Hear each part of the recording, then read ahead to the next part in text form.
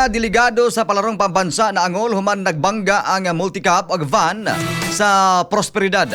Atong sayron ang detalye, pinaagi ni katropang Ray Alinton. XFM Report.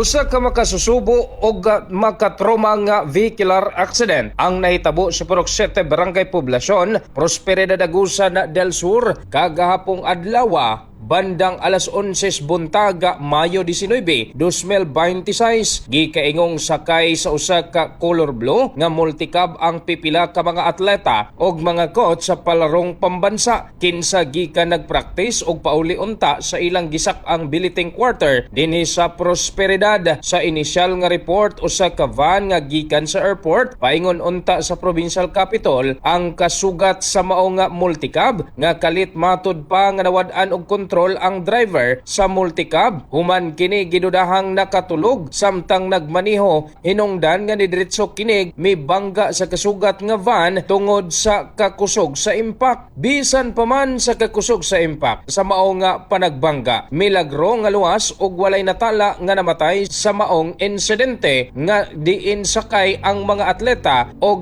coach sa maong multicab. Ang mga biktima nga nakaangkon og mga samad og pangos dali nga gidala sa Demokrito o Plaza Memorial Hospital alang sa dinalian nga pagpanambal og saktong pag-atiman sa mga doktor. Sa pagkakaron, padayon pa ang gihimong lawom nga investigasyon sa lokal nga kapulisan sa Prosperidad aron sa taon ang kinatibuk ang detalye og tinuod nga hinungdan sa maong insidente. Ano nga, Wander? Ako nagsunod kong pinwheeler. Oo. Tapos, ang siya, diri dapit.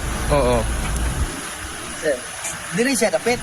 Tapos, pag-ana niya dito sa paslin, imbis mo suod siya sa paslin, ni kuhan siya. Wala naman niya nagibawi niya rin paingon.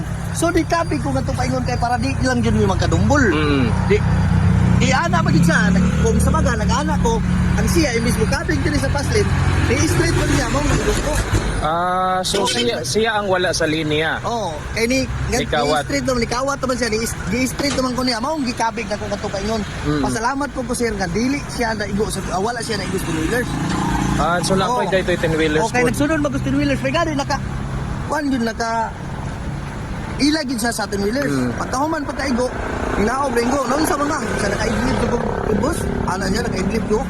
Mga katropa, aron makabatuntag kahimsog og kabaskog sa panglawas, pinaagi sa adlaw-adlaw nga pag-inom og Santon Gold Herbal Tea. Alang sa dakyosang Pilipino para sa Pilipinas, kinis katropang Ray Alburo Alinton, XFM News.